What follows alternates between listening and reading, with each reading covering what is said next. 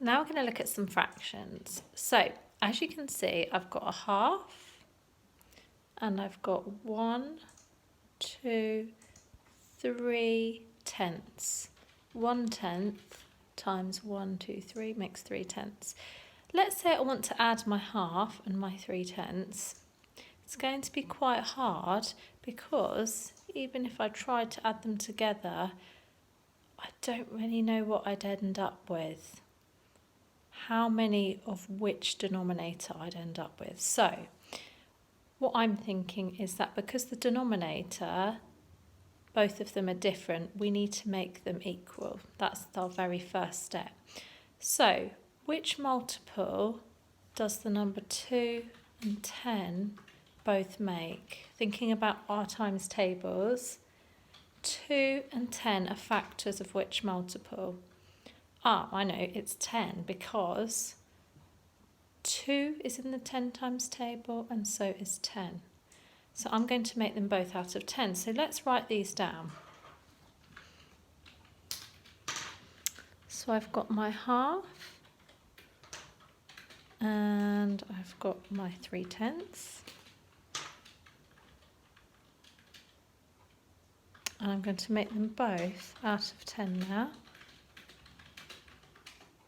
Be much easier to calculate my fractions when the denominators are equal.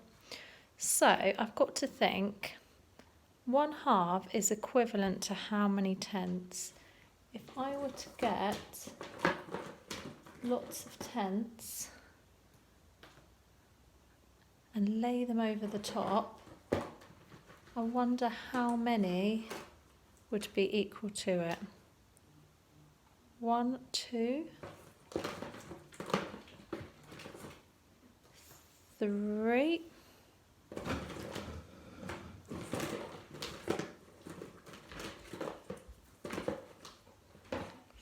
4. There's obviously space for one more.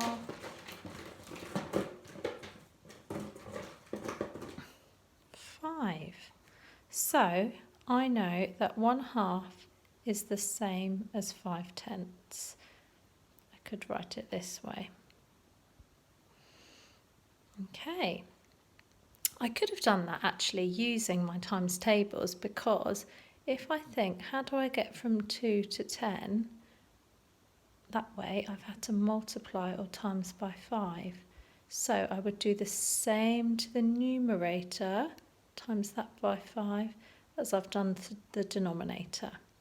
So now I've got my 5 tenths and I'm going to add them to my 3 tenths. They can just stay as 3 tenths because they're already out of the denominator that I needed.